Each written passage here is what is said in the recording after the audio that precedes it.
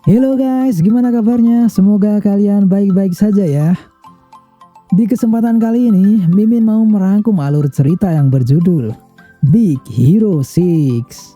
Meski film ini dirilis pada tahun 2014, tapi masih keren untuk nemanin rebahan kamu guys. Oke, tanpa basa-basi lagi, kita langsung masuk ke alur ceritanya. Lanjut. Kakak yang cakep, dukung kami ya. Terima kasih kakak.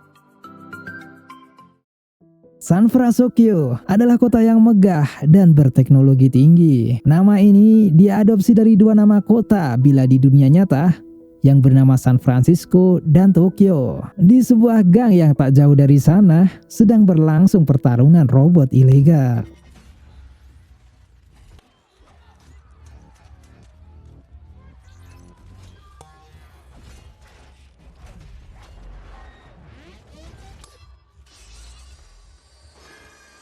Dia adalah Yama, juara bertahan yang tak terkalahkan dengan robotnya Little Yama. Di saat semua takut melawannya karena telah melihat aksi Little Yama yang begitu sadis, tiba-tiba ada suara anak kecil yang mau ikut pertandingan. Can I try?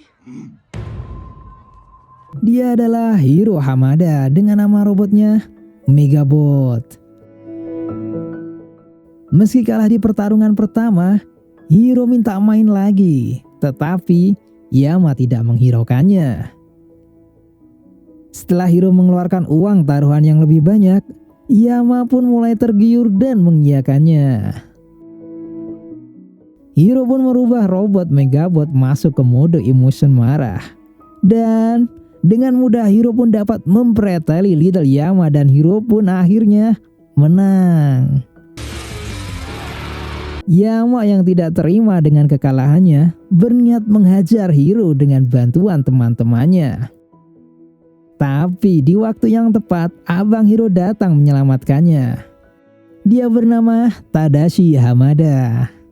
Tapi ya namanya abang ade guys. Tetep aja nggak ada akur-akurnya sih.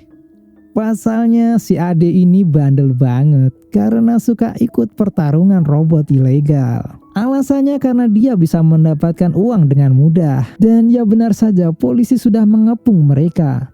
Dan mereka harus mampir di sel tahanan sampai Bibi Case datang sebagai penjamin. Ini Bibi Case. Dia adalah bibi dari mereka berdua ini guys. Jadi sebenarnya mereka ini yatim piatu dan dirawat oleh Bibi Case sejak Hiro berumur 3 tahun. Mereka ini tinggal di restoran di mana bibinya punya usaha resto pribadi dan dijadikan juga sebagai tempat tinggal. Baru aja pulang dari tahanan, si bocah ini malah mau tanding robot ilegal lagi guys. Waduh, emang gak ada kapok-kapoknya ini bocah. Tapi meskipun begitu, sebenarnya Hiro ini anak yang pinter. Pasalnya dia sudah lulus SMA di umur 13 tahun. Kebayang gak tuh, lu pada di umur 13 tahun masih ngapain ya? Tapi meski begitu, abangnya selalu bilang kalau dia tidak memanfaatkan otak cerdasnya untuk hal yang lebih bermanfaat. Dan selalu saja si ade ini ngebantah kalau kuliah itu ngebuang-buang waktu dan hanya menjadi kutu buku. Meski selalu berbeda pendapat, tapi Hamada sangat sayang sama adiknya ini guys. Dan saat adiknya ingin pergi, abangnya ini bukannya ngelarang, tapi malah bersedia untuk mengantarnya lagi ke pertarungan robot ilegal itu lagi guys.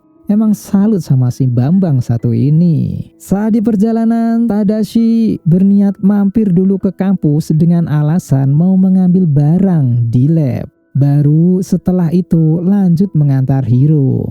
Si Hiro pun yang ngoceh kagak karuan, tapi saat masuk di ruangan, tiba-tiba betapa terkejutnya dia, ternyata kampus tidak seperti bayangannya selama ini.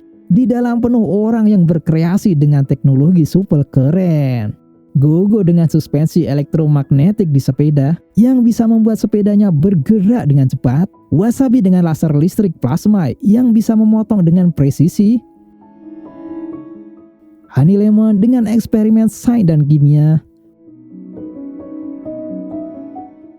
Fred sebagai maskot kampus, tapi dia ini bukan mahasiswa guys. Dia hanya sangat menggemari sains, tapi hobinya baca komik. Lah, gimana nyambungnya?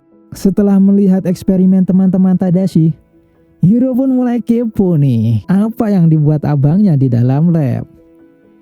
Lalu abangnya menempelkan lakban di tangan Hiro lalu menariknya. Secara spontan, si Hiro ini mengaduh kesakitan dan dengan otomatis mengaktifkan robot medis buatan Tadashi yang diberi nama BMX. Robot ini lucu banget guys. Dia berbahan vinil, lembut dan bisa dipeluk. Beda tuh sama robot-robot yang biasanya, yang keras, sangar. Meski begitu, robot ini mampu mengangkat beban 1000 pound karena rangkanya didesain dari serat karbon yang lebih ringan dari titanium. By the way, dia bisa otomatis aktif ketika mendengar. Ow. Saat ingin mengobati tangan Hiro yang merah karena lakban, Hiro menguji kepintaran BMX dengan berbohong kalau dia alergi dengan cairan antibakteri. Tapi BMX dapat membaca scanning kalau dia alergi pada kacang. Dan itu semua karena berkat Tadashi telah memasukkan 10.000 program medis ke dalam chip BMX. Canggih nggak tuh? Belum berhenti kekaguman Hiro, datang seorang profesor yang ternyata profesor ini adalah orang yang menemukan teknologi servomagnetik. Teknologi ini ternyata yang dipakai Hiro pada robot tempurnya Megabot. Dia adalah Profesor Robert Calagam. Hiro terpana karena selama ini dia sangat mengagumi temuan-temuan profesor. Profesor pun menawarinya masuk kampus, tapi dengan satu syarat, si Hiro harus meninggalkan pertarungan robotnya. Karena itu akan bertentangan. Bagi profesor, robot haruslah bermanfaat di masa depan. Rencana Hiro yang tadinya mau ke pertandingan pun sekarang sudah hilang. Kini pikirannya hanya ingin masuk ke kampus abangnya. Tapi dilihat dari gelagat Tadashi, sepertinya dia emang sengaja mancing nih bocah agar bisa tertarik masuk ke kampusnya. Mantap bang. Lanjut. Abangnya memberitahu setiap tahun ada pameran di kampus. Dan Tadashi menyarankan agar Hiro ikut serta dan harus membuat profesor kagum dengan karyanya. Dengan begitu dia bisa langsung masuk ke kampus dengan mudah. Tanpa membuang waktu dan dengan percaya dirinya, si Hiro pun langsung tancap gas. Setelah berjam-jam malah nggak ada satu ide pun yang keluar. Tadashi pun membantunya dengan mengangkat kedua kakinya dan melompat-melompat. Dia bilang agar otak Hiro masuk ke kepala Hiro lagi. Aneh nggak tuh? Lalu keluarlah word dari Tadashi. Gunakan otak hebatmu dan carilah sudut pandang yang baru. Lalu Hiro melihat robot tempurnya dan dia pun langsung dapat ide. Manjur nggak tuh? Seakan memberi nasihat kepada Mimin nih. Sesulit apapun masalah yang kita hadapi, pasti ada jalan keluar dari sudut pandang yang berbeda. Itu. Hehe. Lanjut, hari demi hari Hiro dipenggal mengerjakan proyeknya. Kadang Tadashi dan teman-temannya pun datang membantu. Sampai acara pameran pun dimulai, Hiro dibantu Tadashi dan teman-temannya membawakan hasil karyanya. Saat gilirannya tiba, banyak orang yang mengabaikannya. Mungkin karena dia masih bocil, tapi di sini lagi-lagi Tadashi selalu ada untuk dia. Hiro pun mulai percaya diri dan mempresentasikan karyanya yang dia namakan Microbot. Saat dia menunjukkan satu Microbot, orang-orang masih tidak menghiraukannya karena terlihat biasa saja. Tapi ketika datang dalam jumlah yang banyak, semua orang pun terkagum. Hiro mengendalikan Microbot dengan neurotransmitter yang dipasang di kepalanya. Hiro menjelaskan, Microbot dapat bergerak sesuai apa yang difikirkan penggunanya. Kemampuan Microbot ini tak terbatas, sesuai kemampuan imajinasi penggunanya. Dan semua orang pun terpukau. Terlebih lagi Bibi Case yang sangat bangga padanya. Tak heran, Alistair Cray, CEO dari Crytek, sangat menginginkan Microbot dan Hiro ada di perusahaannya. Meski sudah ditawar dengan harga yang cukup tinggi, tapi Hiro tetap memilih untuk masuk ke kampus karena menurut Profesor, Mr. Cray ini hanya mementingkan bisnis, bukanlah sains. Lantas, Hiro pun mendapat surat masuk kampus dari Profesor langsung nih guys. Hiro pun senang karena usahanya tidak sia-sia. Saat yang lain sudah pulang, Tadashi mengajak Hiro ke taman sebentar. Dan dia memberitahu Hiro bahwa dia lupa menutup resleting celananya waktu presentasi tadi. Kocak nggak tuh? Tadashi pun berkata bahwa dia sangat bangga kepada Hiro. Tapi tak lama kemudian terdengar alarm kebakaran dari dalam gedung. Dan semua orang pun keluar. Diketahui bahwa profesor masih ada di dalam gedung tersebut. Tadashi pun langsung berniat untuk menolong profesor. Hiro yang berusaha mencegahnya karena itu sangat bahaya. Tapi Tadashi tetap bersikeras untuk ingin menolong profesor. Baru saja Tadashi masuk, tiba-tiba tanpa disadari, itulah hari terakhir Hiro bersama Tadashi. Hari-hari Hiro pun berubah drastis. Putus asa, tiada semangat, kampus pun sudah tidak menarik baginya. Saat dia berjalan di kamar, tanpa sengaja robot jatuh di kakinya dan dia berteriak, "Au!" Secara otomatis Baymax pun aktif dan mendekati Hiro. Tapi Hiro yang masih bad mood malah makin kesal dengan tingkah Baymax. Dia mengabaikan Baymax saat mencoba untuk mengobatinya. Menurut sensor Baymax, hormon Hiro memang sedang tidak stabil. Tapi Hiro masih menyangkalnya. Dan mereka pun berdebat. Saat itulah tanpa sengaja Hiro menemukan satu microbot yang aktif di sakunya. Microbot itu seperti mengarah ke satu tujuan. Hiro berpikir mungkin benda ini sudah rusak karena kebakaran di dalam gedung waktu itu. Baymax yang memperhatikan gerakan microbot. Baymax pun bertanya, apakah menemukan lokasi microbot dapat memperbaiki? Ya, Tokopedia, semoga endorse-nya sampai ke sini. Amin. Baymax bertanya apakah menemukan lokasi microbot dapat memperbaiki perasaan Hiro. Hiro pun menjawab, ya tentu saja. Meski awalnya Hiro tidak serius menyuruh Baymax mencarinya. Tanpa Hiro sadari, ternyata Baymax sudah jauh di luar jalan. Baymax jalan terus tanpa memperhatikan sekitar.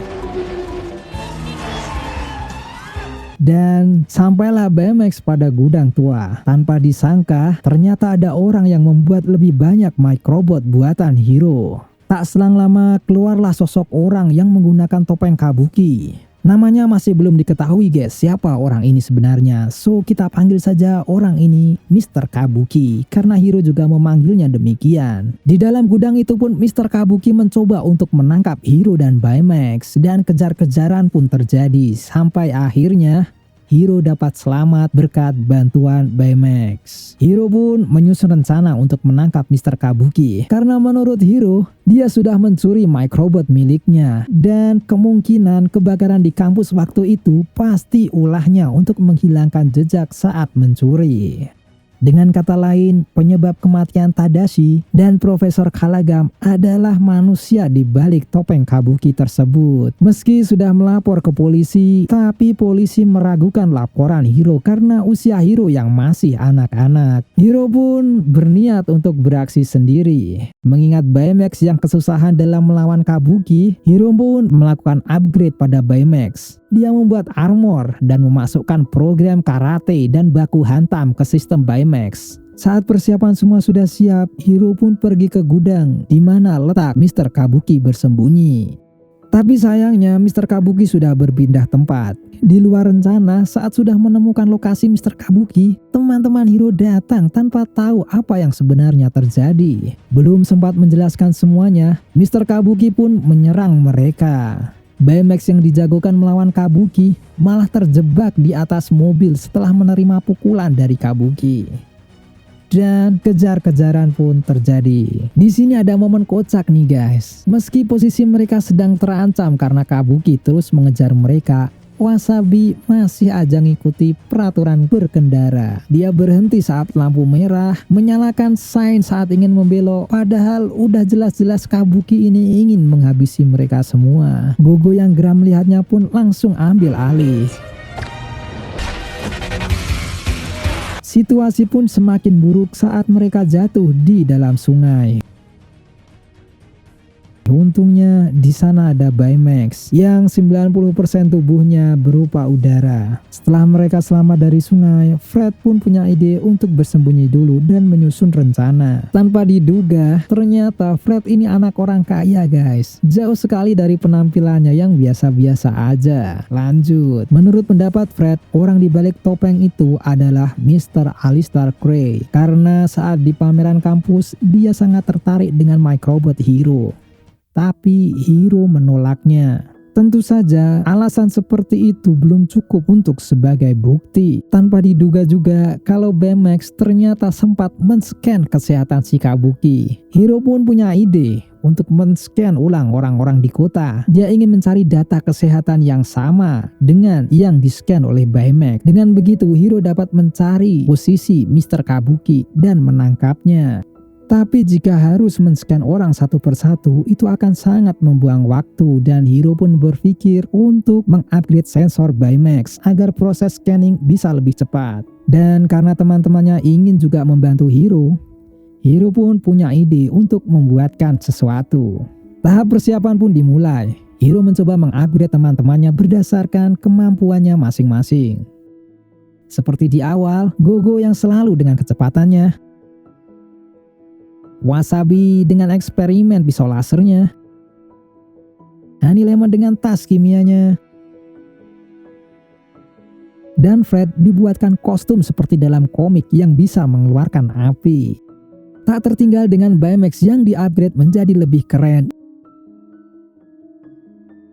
dan berkemampuan untuk terbang, serta tangan roket seperti kepunyaan Iron Man. Dan saat men-scan semua orang di kota, ternyata orang itu berada di pulau terpencil. Tanpa membuang waktu, mereka pun langsung menuju ke sana. Ternyata tempat itu merupakan kawasan yang ditutup oleh pemerintah. Saat masuk di ruang CCTV dan membuka rekaman yang ada, ternyata tempat itu merupakan proyek penelitian alat teleportasi milik perusahaan Alistair Gray. Terlihat ada kerusakan pada mesin teleportasi dan mengakibatkan pilot pesawat tidak dapat kembali setelah memasuki alat teleportasi tersebut. Itu dikarenakan Mr. Gray tidak memperdulikan laporan bawahannya kalau medan magnet mesinnya sedang bermasalah. Belum sempat rebahan sambil nonton TikTok, Kabuki pun menyerang. Lagi-lagi Baymax menjadi penyelamat. Emang mantul ini si Baymax. Dan baku hantam pun tidak dapat dihindarkan. Hiro pun berhasil merebut topeng Kabuki dan mengejutkannya, ternyata pria bertopeng itu adalah Profesor Kalagam. Hiro bertanya, bukankah seharusnya Profesor sudah meninggal? Ternyata Profesorlah yang mencuri microbot milik Hiro dan sengaja membakar gedung untuk menghilangkan jejak. Meski Tadashi menjadi korban akibat keegoisannya, tapi dia tidak memperdulikan. Hiro pun sangat marah mendengar penjelasan tersebut. Lantas, dia membuat Baymax menjadi mode penghancur dengan melepaskan chip buatan Tadashi.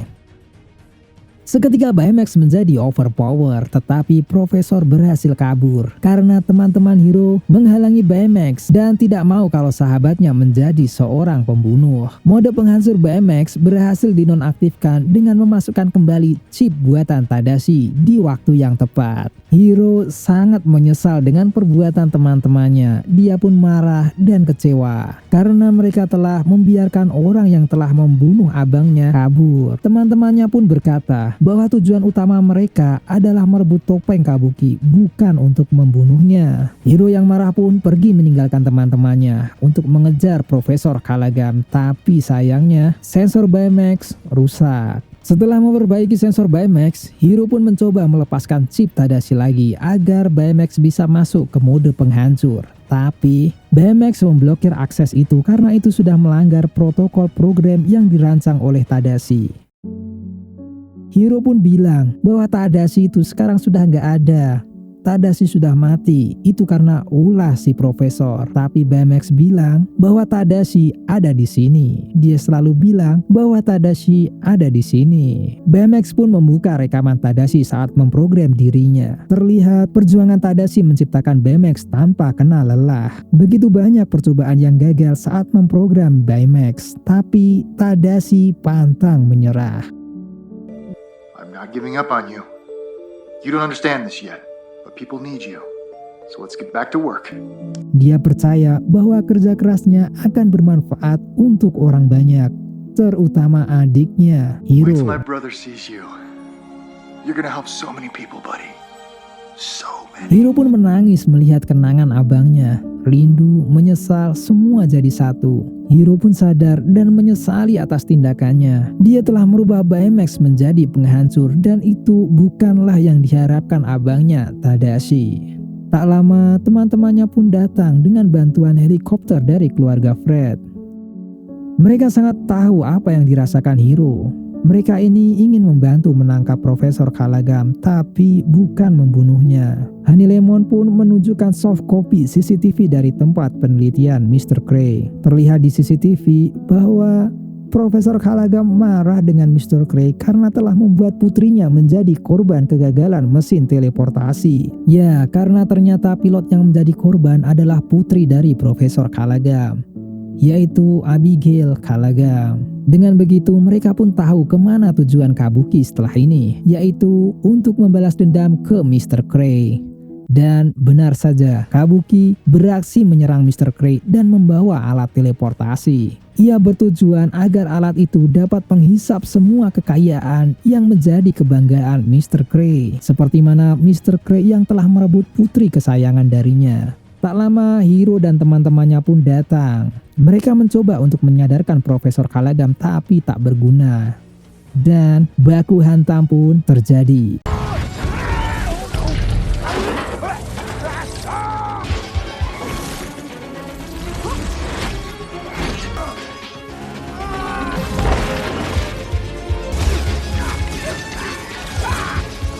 Tapi karena sulit untuk mendekati dan merebut topeng Kabuki, Hiro pun merubah rencana dengan menghancurkan microbot agar dapat terhisap ke alat teleportasi. Dan ternyata rencana itu berhasil.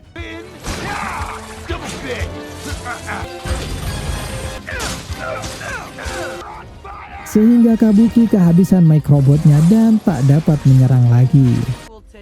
Akhirnya topeng Kabuki dapat direbut. Tapi portal teleportasi masih menghisap semua benda yang ada di sekitarnya. Sampai pada batasnya portal itu akan hancur sendiri. Saat semua menjauh dari portal, sensor BMX mendeteksi bahwa ada kehidupan di dalam portal. Seorang perempuan yang sedang tidur panjang, kata BMX.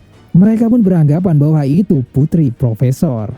Hiro dan BMX pun berencana untuk menyelamatkannya. Setelah masuk ke dalam portal, terlihat sebuah pesawat mengapung di sana. Saat Hiro melihat ke dalam cermin, ternyata benar, itu Abigail, putri Profesor. Hiro dan BMX pun segera pergi dengan membawa pesawat Abigail. Telah melewati reruntuhan dan hampir sampai di portal, ada bongkahan besar yang akan menabrak mereka. Dengan sigap, BMX menahan dengan tubuhnya dan membuat kostum terbang BMX hancur. Kaki roket BMX pun juga tidak berfungsi. Tapi masih ada peluncur tangan BMX. Melihat itu, Hiro pun tahu jika itu dilakukan, maka BMX akan tertinggal di dalam portal selamanya. Hiro sangat tidak ingin kehilangan BMX karena bagi Hiro, BMX lah sisa kenangan dengan kakaknya, Tadashi. Saat portal meledak, Hiro dan Abigail pun berhasil keluar portal, sedangkan BMX tertinggal di dalam portal selamanya. Baymax? Abigail pun dibawa ke rumah sakit untuk diberikan perawatan, sedangkan Profesor Callaghan ditahan polisi. Hiro dan teman-temannya pun memilih untuk tidak menampilkan siapa diri mereka kepada publik. Waktu berganti, Hiro pun sudah mulai masuk ke kampus dan menempati ruang lab Tadashi. Saat dia mengambil tangan roket milik BMX, tanpa ia sadari dia menemukan chip BMX buatan Tadashi. Hiro pun sangat senang karena dengan chip itu Hiro dapat membuat semula BMX dengan memori atau ingatan yang sama. Dengan kata lain, BMX hidup kembali. Ending yang sangat mengharukan. Terima kasih untuk kalian yang sudah subscribe dan setia sampai detik ini guys. Semoga diberikan rezeki yang melimpah, tetap jaga kesehatan, sehat selalu, dan jangan menyerah dengan keadaan. Mimin tunggu absen di cerita selanjutnya ya, dan lanjut.